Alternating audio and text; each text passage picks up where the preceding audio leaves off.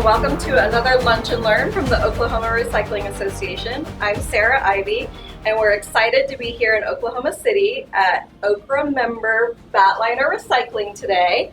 And I'm also here with Crystal Bennett, who is a fellow OKRA board member and works for Republic Services.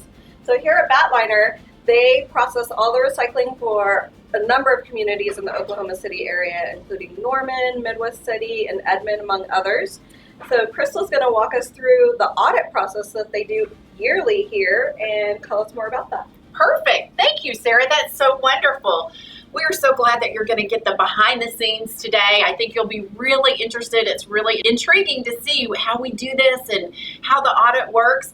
So I wanted to tell you a little bit about why we do the audit. We get to see everything that you're putting curbside, and we get to find out what percentage of commodities you're placing out there. Really, what that does is to benefit you, we rearrange all of our education and our outreach to you to try to get you to recycle the correct items. Today we'll look at, what trash we're seeing out there, which I think you'll be really surprised about some of the things we find. And we'll get to look at some percentages of some of the commodities. So what we start with is just a clean floor. We use like one city. We'll take a city, we'll have Edmond come and dump, we'll divide up their commodities, we'll see exactly what they're doing, and you'll get the inside scoop on that. And I'd like to introduce Scott Stonebreaker, who is the manager of Batliner. We're so proud to partner with them. They are a wonderful partner with us, and he'll kind of explain the process of the audit. And this is Scott Stonebreaker. Hi, as Crystal said, the purpose of the audit is to determine what's coming into the facility in the recycling stream. So we will back in the trucks in an isolated area. We empty the sort line in the bunkers, and we just run that material through the system and then separate it by grade. At the end of that, we bale and weigh everything by grade, by commodity, and then we total that versus the tons that we audited, and we tie that out. And then, of course, that also determine how much trash we're getting into the system. So we do that once a quarter to see if it's getting better or worse. And as Crystal said, it also helps gear the education programs as to what we should be doing and what we're not doing. Absolutely. I know you guys know that we did an education program a couple of years ago about getting the bags out of recycling, because that's a big no-no. It gets caught, it's not worth any money, and it gets caught in the machinery, and you'll see some of that today. But Scott's exactly right. Once we do the audit and we get the numbers back, then we communicate that back to the cities, and we come up with programs to overcome some of the obstacles. So we're excited that you're here today. I can't thank Scott enough for taking time out, and let's get started. Hi, I'm so glad that you're here. We're going to start our tour. A truck just pulled in from one of our communities that does curbside recycling. So we're going to watch him dump, and we're going to see what kind of materials come.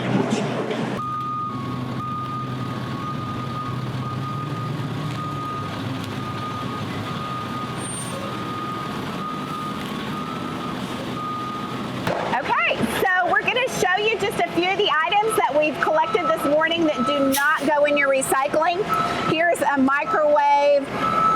I'm not even really sure what this is. A broken fan. Over here we have a balloon. Scott says they get a lot of these balloons in tanks. These do not go in your recycling. It just hinders what we recycle. It takes him a lot of time to have to stop that huge pile and pull out the things that he sees. If this would go through the line, this could really mess up some of the equipment. So right now we are right below where everything is pre-sorted. And as you'll see, this bin right here that has all the plastic bags, that's only from the last 3 or 4 days. You'll see that there is rubber hoses in there that don't belong. We have golf equipment that is broken. You'll see a bunch of trash in here. If you pan over this way just a little, these are things that have been thrown away that they could never go through the pre-sort process. So what they'll do is they'll drag this far left over, and they'll go through and they'll pull out all the metal. But again, every time somebody touches it, it just raises the price. If people would recycle the proper items, then we wouldn't have to go through this process.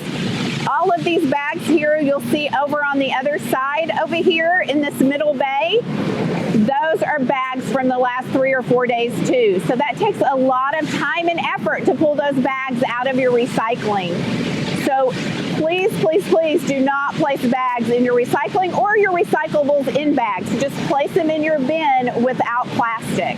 So this will give you some idea of what we see pre-sort.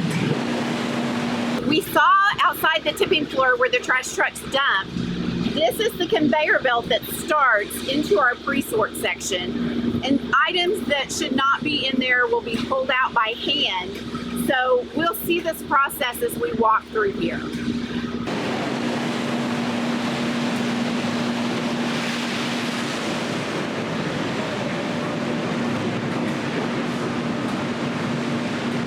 We're actually at the pre-sort process, and as you'll see, this worker is having to pull items out that are not recyclable. So normally they have 2 or 3 people up here and the belt's going a little bit faster, but he has to hand pull out those items and the plastic. You'll see him try to grab all the plastic that goes through and any bigger items so they don't damage the equipment.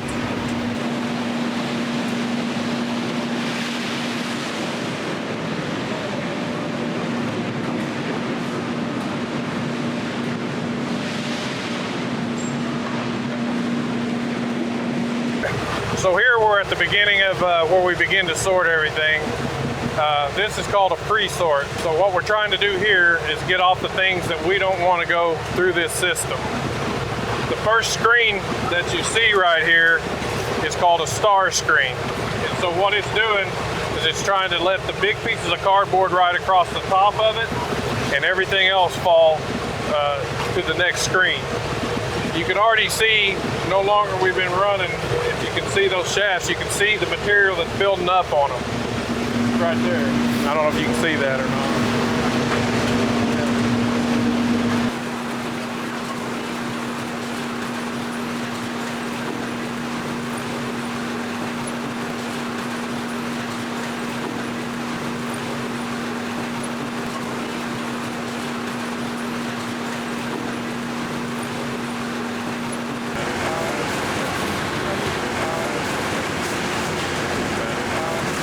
What we're doing here, this is the first of 2 of our fiber lines. So what's coming down this is all the paper. And what these gentlemen are doing here is they're trying to get any of the plastic or anything that is non-fiber out of the stream on this side. The next line we'll go to has what we call an optical sorter, which does the same thing, only it's done mechanically rather than using people to do it.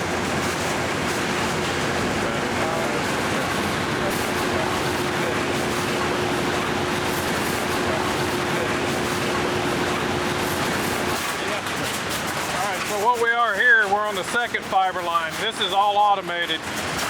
What this screen is doing is called a vibratory screen. And what it's doing is kind of sorting or sifting the material, spreading it out so that when it falls on this next belt, this machine right here, which is called an optical sorter, can see the material.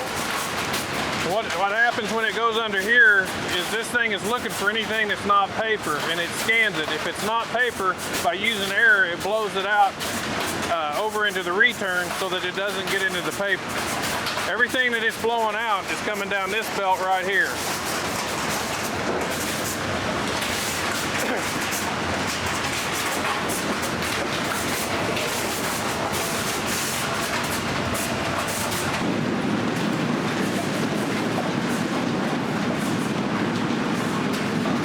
What we're trying to do here is get rid of the trash. This is a container line, so we're trying to get rid of the trash so that as it goes through, when we start trying to pull bottles, milk jugs, all that, we don't have all this garbage to deal with.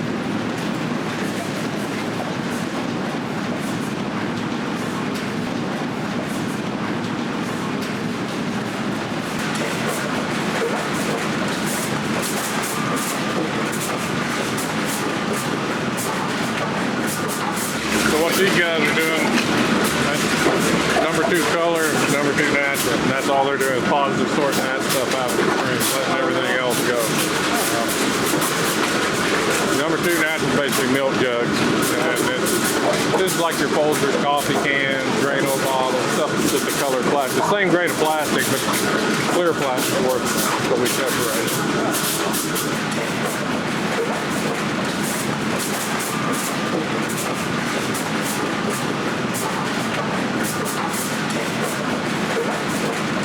Down at the end is where we sort the aluminum. That's why they're letting it go.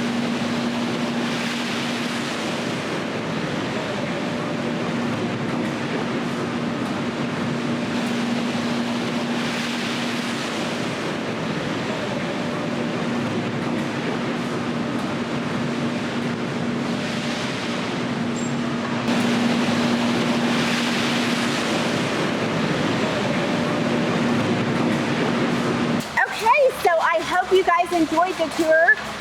We are now at the end product where they have baled each commodity. You can see it behind us. We have aluminum cans, we have plastic jugs. So this is when it gets ready to be sold and put back in the market. If you didn't know, an aluminum can, once you take it to the to be recycled, it can be back out on the shelf in what, 60 or 90 days? Yep. So great information for you to know that when you're recycling it, it's right back out there. So really, if you learned anything today, it's just please recycle right. Please only recycle those items that are acceptable in your town or program. I just want a big shout out and thank you to the Chickasaw Nation for filming this today. They are a great OKRA partner. They always come through 110%, so thank you so much. Also, thank you to Ellen and to Sarah for putting this together. And if you're not a member of OKRA, please become a member of OKRA and help us make a change in recycling in Oklahoma. And last but not least, thank you to this guy. Thank you to Scott Stonebreaker for opening his facility to us and showing us the machinery and how everything works. Have a great day.